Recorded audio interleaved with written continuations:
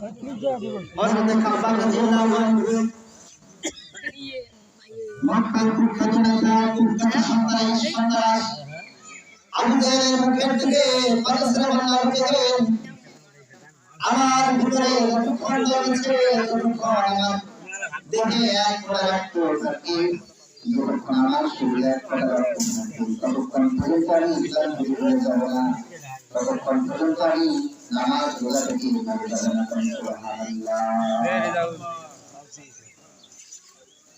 হযরত খাব্বাব রাদিয়াল্লাহু আনহু যখন এভাবে ফেরত মারা হলো, নামাজ ছেড়ে দাও, রোজা ছেড়ে দাও, মুহাম্মাদের দল ছেড়ে দাও, মসজিদ থেকে দূরে থাকো। খাব্বাব বলছে কি যে আমার যদি একটা প্রাণ দূরের কথা, আমাকে যদি 1000টা প্রাণ দেওয়া হয় আর 1000টা প্রাণকে যদি তোমরা মৃত্যুর হুমকি দাও, 1000টা প্রাণকে যদি তোমরা মৃত্যু করে দাও, তো এই খাব্বাব রাদিয়াল্লাহু তাআলা নামাজ থেকে ওটা সুবহানাল্লাহ। আবু জাহেল বলল এভাবে হবে না, খাব্বাবকে ধরো, খাব্বাবকে জেলখানায় রাখো, খাব্বাবের খানা পিনা বন্ধ করে দাও। খাব্বাব যখন খাইতে পারবে না, খাব্বাব তখন কিন্তু দাঁড়াতে পারবে না, ঠিক কিনা? খাবার যদি বন্ধ থাকে সেই মানুষটাও দাঁড়াতে পারবে না, নামাজ পড়তে পারবে না। এই চিন্তা করে খাব্বাবের খাবার বন্ধ করে দেওয়া হলো। খাব্বাব রাদিয়াল্লাহু আনহু গভীর রজনীতে 2 রাকাত তাহাজ্জুদ নামাজ পড়ে আল্লাহর কাছে দোয়া করেছে, আল্লাহ আমার তো খানা দানা সব কিছু বন্ধ করে দাও, অন্ততপক্ষে আমাকে শক্তি দেয়, এই শক্তি দিয়ে আমি নামাজ আদায় করতে পারবো। সুবহানাল্লাহ। আল্লাহ রাব্বুল আলামিন জিবরাইলকে বলেন, জিবরাইল যাও, আমার খাব্বাব নামাজ পড়বার জন্য আমার কাছে সাহায্য চেয়েছে, যাও খাব্বাবকে জান্নাত থেকে ফলের ব্যবস্থা করে দাও। সুবহানাল্লাহ। হযরত জিবরাইল আলাইহিস সালাম জান্নাত থেকে হযরত খাব্বাব রাদিয়াল্লাহু তাআলা সুবহানাল্লাহ ব্যবস্থা করলেন। এভাবে এক মাস খাবার কিন্তু খাবারের ব্যবস্থা করবো আল্লাহ। খাবারের ব্যবস্থা করলো কি আল্লাহ। যে খাব্বাবকে 1 মাস খাবার বন্ধ করে দেওয়া হলো, সেই খাব্বাব নামাজ পড়ে নিয়ত করেছে, সাহায্য চেয়েছে কার কাছে? আল্লাহ। আল্লাহ কিন্তু সঙ্গে সঙ্গে সাহায্যের ব্যবস্থা করলো। গরিব লোককে এই সংবাদটা আবু জাহেলের কান পর্যন্ত পৌঁছে গেছে। খাবার খাদ্য পেয়েছে ঠিকই, কিন্তু আল্লাহ পাক তাকে দুপুরে খাবার দেয়। সুবহানাল্লাহ। এই কথা আবু জাহেল সংবাদ করে আবু জাহেল বলল যে না, খাব্বাবকে জেলখানায় রাখা যাবে না, খাব্বাবকে ধরে নিয়ে আসো, ফাঁসির কাস্ট তৈরি করো, খাব্বাবকে ফাঁসির মধ্যে ঝুলানো হবে। এরপরে খাব্বাব রাদিয়াল্লাহু আনহুকে ফাঁসির কাস্টে ঝুলানোর জন্য একটি বড়াকারের গাছ বাঁশ গাছ ফাঁসির কাস্টে তৈরি করা হয়। খাব্বাবকে যখন শিলায় যখন চলাচল হাত নিয়ে বের হয়, খাব্বাবকে গাছের মধ্যে আটকানো হলো। নটকি খাব্বাবকে শেষ একটা সুযোগ দেওয়া হলো। খাব্বাবকে আবু জাহেল বলল, আবু জাহেল তাকে বলছে, খাব্বাব তোমাকে আর একটা সুযোগ দিব, তুমি যদি মুহাম্মাদের কালিমা থেকে দূরে সরে যাও, তুমি যদি নামাজ থেকে দূরে সরে যাও, তোমার জীবনটা আমি রক্ষা করব, তোমার জীবনটা ছেড়ে দিব। খাব্বাব রাদিয়াল্লাহু তাআলা সেই মৃত্যুর মুখে দাঁড়িয়ে থেকে একটা কথা বলছেন, আমার তো একটা জীবন, এই একটা জীবন না, আমার 1000টা যদি জীবন না, তবু নামাজ থেকে কিন্তু সুবহানাল্লাহ। আপনি দাবি করেন আমরা মুসলমান, খাব্বাব ছিল মুসলমান, কথাটা ঠিক কিনা? একটু আমার সাথে জবান করে বলেন, খাব্বাব মুসলমান, মুসলমান, আমরাও জান্নাত যেতে চাই, খাব্বাবও চাই, রাদিয়াল্লাহু আনহু জান্নাত যেতে চাই। ওনাকে ফাস্টিং কাশের মতো ওঠানোর পরে নামাজ ছেড়ে দিয়েছে নাকি? না, নামাজ তিনি ছেড়ে দিলেন না। তাকে একটা মাত্র কথা বলা হয়েছিল, খাব্বাব তুমি যদি শুধু লা ইলাহা ইল্লাল্লাহ থেকে সরে যাও আর যদি নামাজ থেকে দূরে থাকো, তোমার জানটা আমরা ভিক্ষা দিব।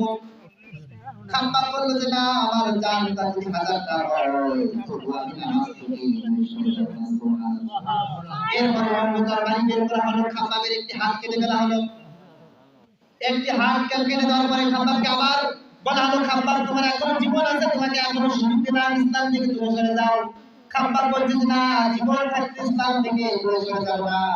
এই কথা বলার সঙ্গে সঙ্গে খাব্বাবের আরেকটা হাতকে কেটে ফেলা হলো।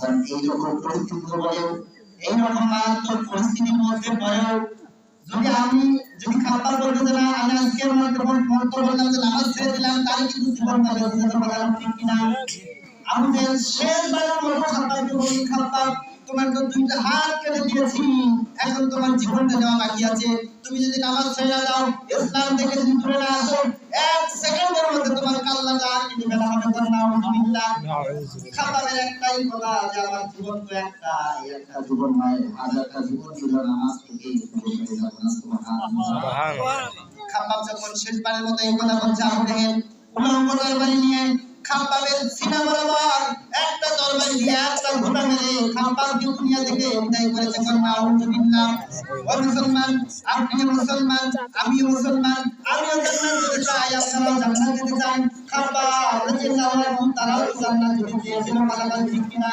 কিন্তু তাদের ইমানটা দেখেন তাদের নামাজের প্রতি ভালোবাসা তাদের ইসলামের প্রতি ভালোবাসা তারা আল্লাহকে অনেকটা ভালোবাসে নামাজ থেকে বিভিন্ন পরিমাণে চিন্তা বেশ হয়ে যায় কিন্তু আমার দিকে একটু তাকান আমাদের দিকে একটু তাকান আমাদের সমাজে অসংখ্য যুবকরা আছে বিনা কারণে কিন্তু মসজিদে আসে না ঠিক না কর অসংখ্য মুফতিকরাম আছেন যাদের এক পা কবরের মধ্যে চলে গিয়েছে কিন্তু তারাও মসজিদে আসে না কিন্তু জিজ্ঞাসা করলে জান্নাত যাওয়ার চাহিদা আছে না নাই আছে কিন্তু নামাজ পড়ে না আল্লাহ রাসূল বলেছেন মৃত্যুর পরে প্রথম যে প্রশ্নটা হবে আল্লাহুম্মা কিয়ামতের মর্যাদা যদি কায়েম হবে সর্বপ্রথম নামাজই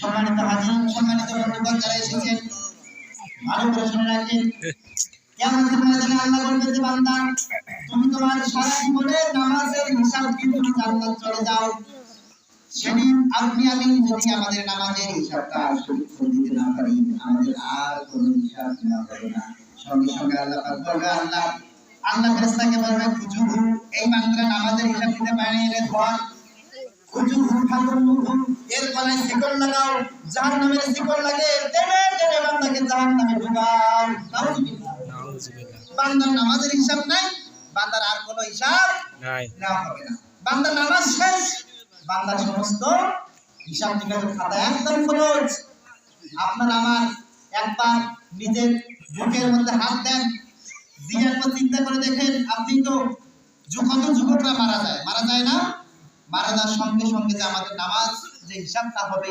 একবার চিন্তা করে দেখেন তো আমরা কি আমাদের সঠিক হিসাব দিতে পারবো কথা বলেন আমরা কি কেউ আমাদের সঠিক হিসাব দিতে পারবো সবাই কিন্তু নামাজের মধ্যে কিছু থেকে যায় অনেকে আবার বেনামাজি আমাদের কিন্তু যে জাহেল অবস্থা এই অবস্থা থেকে পরিত্রাণের একমাত্র উপায় হলো নামাজ ছাড়া কোনো কল্যাণ কখনো হতে পারে না শুরুটাই নয়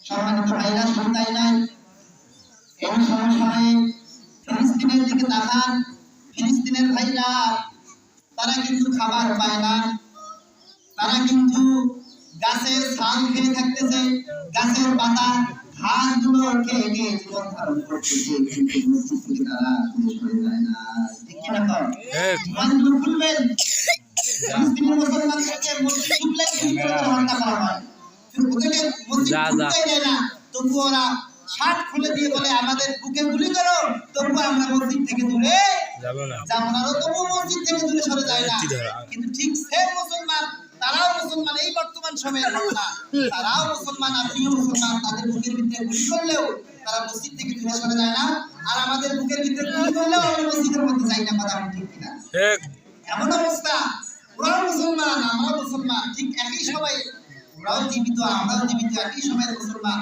ওদের ভিতরে গুলি করেও মসজিদ থেকে আলোচনা করা যায় না মুসলমান আর আমাদের পিঠের মধ্যে গুলি ঢুকলেও আমরা মসজিদের দিকে যাই না কথা ঠিক কিনা এই হচ্ছে আমাদের নাজেহাল অবস্থা এই জন্য আপনাদের খরচ থাকে জীবনে আর যেন নামাজ থেকে কিছু পাওয়ার সুযোগ নাই নামাজটা আমাদের শুরু করা যায় সম্মানিত ভাইরা আমার